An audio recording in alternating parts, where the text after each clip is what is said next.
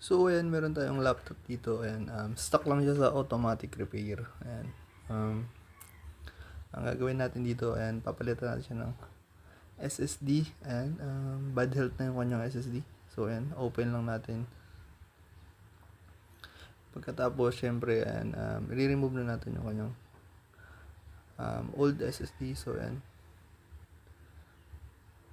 Kingston din pala yung brand na ipapalit natin. And 1TB na yung pinili nung client natin. And so, 1TB SSD ang ating ilalagay rito.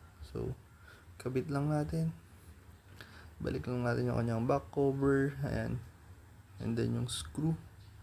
So, ayan, gamit lang tayo ng bootable drive. Installan lang natin to ng Windows 10. Ayan, Windows 10 pa rin yung ating install.